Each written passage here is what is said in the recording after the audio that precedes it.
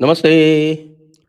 आप सभी से अनुरोध है कि कृपया हमारी चैनल को सब्सक्राइब करें, वीडियो को लाइक करें और हमारे मर्चेंडाइज़ स्टोर धर्मापड़ा पर अवश्य जाएँ, जिसका कि लिंक नीचे डिस्क्रिप्शन में दिया हुआ है और वहाँ जाकर इस तरह की ओपन जैकेट्स, हुडीज़, छोटे कुर्ते, बड़े कुर्ते, लॉन्ग लॉन्ग कुर्ते, शॉर्ट कुर्ते और टी-शर्ट्स और पोलो शर्ट्स, ये सब वहाँ उपलब्ध हैं, प्लस सोवेनिर्स। कल मोदी जी ने एक बड़ा अच्छा भाषण दिया। और ये रामनाथ गोयनका स्मृति में एक ये लेक्चर होता है हर वर्ष, ये छठा वर्ष था उसका। और रामनाथ गोयनका जी के वो प्रेस फ्रीडम के बहुत बड़े एक प्रणेता थे।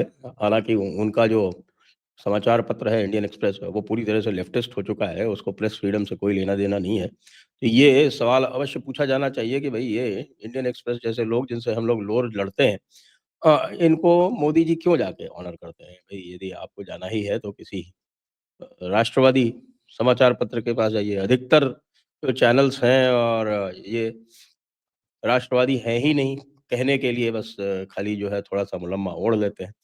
तो लेजिटिमाइज़ करना है, तो राष्ट्रवादियों को करिए। लेजिटिमाइज़ करना है, तो राष्ट्रवादी चैनल्स को करिए। एनडीटीवी को करिए, ओपनली कीजिए ना। एनडीटीवी आजकल राष्ट्रवाद की अलग जगह रहा है, तो उसको करिए। और ये इंडियन एक्सप्रेस जैसों को खैर कोई बात नहीं।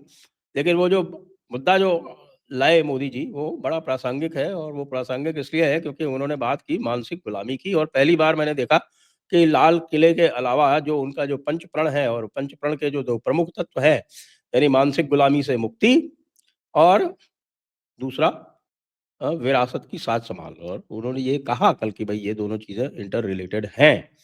और नाम लिया विशेषकर से मैकॉले का और ये कहा कि भई 1835 में मैकॉले ने ये कार्य आरंभ किया था। और अ, उसकी जो वर्षगांठ होगी 10 वर्ष बाद आज से 2035 तक, तो 2035 तक हमें इसे समाप्त करना है। तो मतलब इंडिकेशन ये भी है कि भई 2035 में भी मोदी जी कहीं जा नहीं रहे। हुँ, एक इंडिकेशन तो ये है। ख़ैर, वो अगर नहीं भी माने तो बात ये है कि बात उन्होंने मैकॉले की कि भई मैकॉले ने मानसिक गुलामी का आरंभ किया, वैसे ऐसा है नहीं। मानसिक गुलामी का आरंभ उससे पहले ही हो चुका था। और वो काम जो है वो सर विलियम जोन्स ने आरंभ किया था, जब सर विलियम जोन्स ने भारत को मनुस्मृति का उपहार दिया था।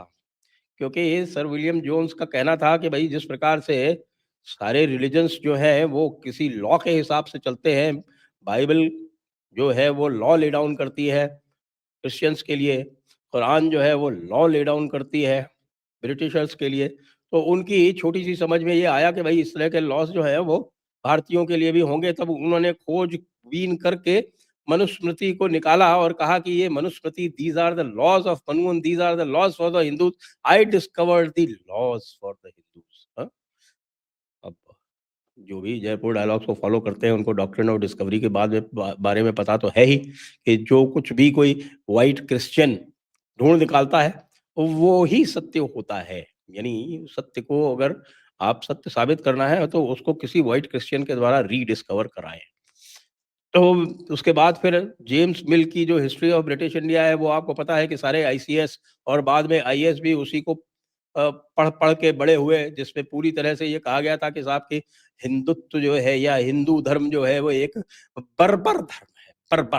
हुँ, हुँ, बिल्कुल, बर्बर है, अंधविश्वासी है और पूरी तरह से कूड़ा-करकट है, इस तरह की बात उसमें की गई थी। और ये सब हमारे भाई लोग पढ़-पढ़ के बड़े हुए और बाद में जो आईएएस की संतति आई उनकी, आईसीएस वालों के लिए तो ये कंपल्सरी रीडिंग थी ही। और उसको वो पढ़ के बड़े होते थे, 6 वॉल्यूम की किताब। जेम्स मिल की। और अब बाद में भाई साहब जो आईएएस वाले आए, उनको जो है वो आईसीएस वालों ने वो जो एटीट्यूड्स थी, वो हार में दी। वो जो बड़े लोग थे, उन्होंने हमारे जैसे लोगों को, जब हम आए 80s में, तो हमको भी वो जो एटीट्यूड्स थी, वो तो उन्हीं से उन्हीं की देखा-देखी मिलती थी। लेकिन एक बात और कहनी पड़ेगी क्योंकि अ, मोदी जी ने इंगित तो किया और मैकॉले को इंगित किया। और मैकॉले, और चूँकि मैकॉले जो है वो हमारे जो पंचमक्कार हैं उसमें आता है, मुल्ला, मिशनरी, मार्क्सिस्ट, मैकॉले और मीडिया, लुटियंस मीडिया। तो ये हमारे जो पंचमक्कार हैं उसमें मैकॉले केवल एक तत्व है मैकॉले एक तत्व है, उसके अलावा मुल्ला और मिशनरी और मार्क्सिस्ट, ये जो 3 तत्व हैं, वो गुलामी की मानसिकता के लिए उतने ही अधिक उत्तरदायी हैं। और ख़ास तौर से ये जो मुल्ला है, ये ये भी एक साम्राज्यवादी इम्पीरियलिस्ट फ़िलॉसफ़ी थी, जिसने भारत के ऊपर कब्ज़ा किया और भारत के ऊपर कब्ज़ा किया, फिर भारत मराठों ने उनसे कब्ज़ा लिया, मराठों से अंग्रेज़ों ने लिया, फिर अंग्रेज़ों ने जब वापस किया तो उन्होंने 2 भाग करके वापस कर दिया, लेकिन उससे जो है हमारे जो मुल्लावादी हैं, उनको संतोष नहीं मिला है।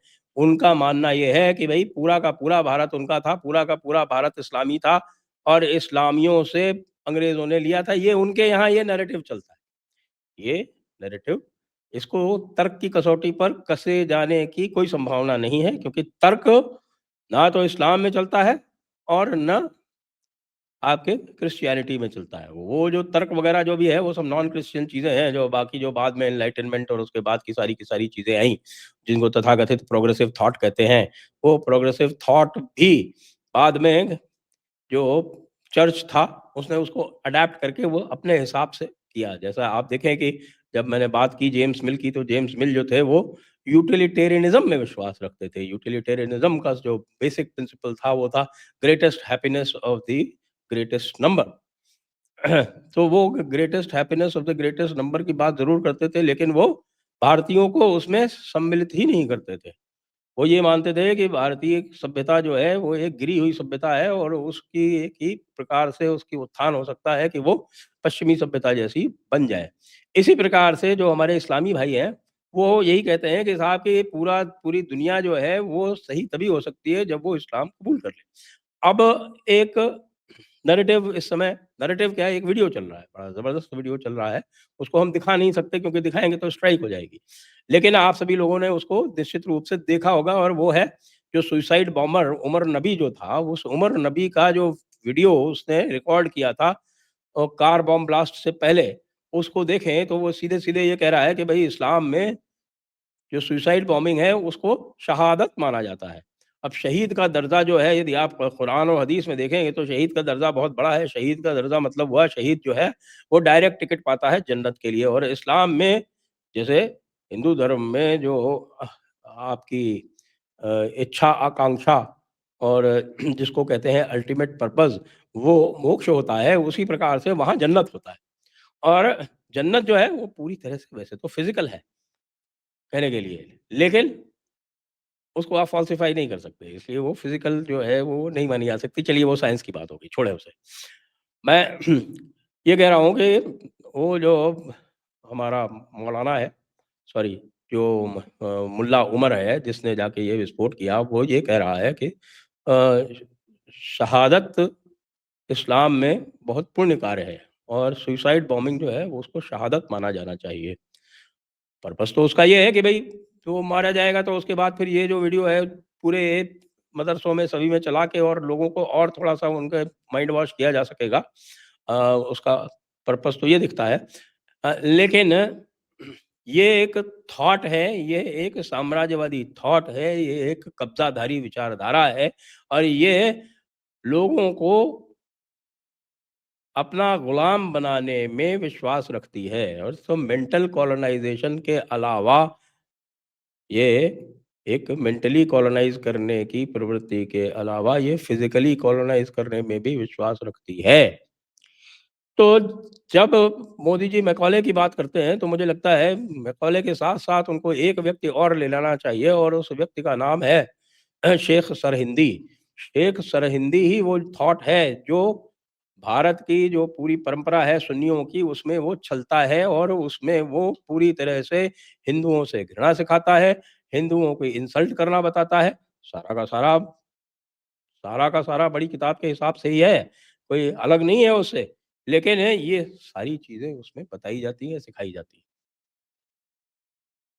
तो ये जो गुलामी की मानसिकता है, ये हमारा जो एक लिबरल क्लास, गांधी जी वाला क्लास, नेहरू जी वाला क्लास, उसने सबने इसको इम्बाइब कर लिया और ये कहा कि नहीं, नहीं भाई, ये जो कुछ भी कह रहे हैं मुल्ला मौलवी, ये बड़े भले लोग हैं और जो कुछ भी कह रहे हैं वो सही कह रहे हैं। इसी चक्कर में जम्मू कश्मीर जो है वो पिसता रहा 70 साल तक।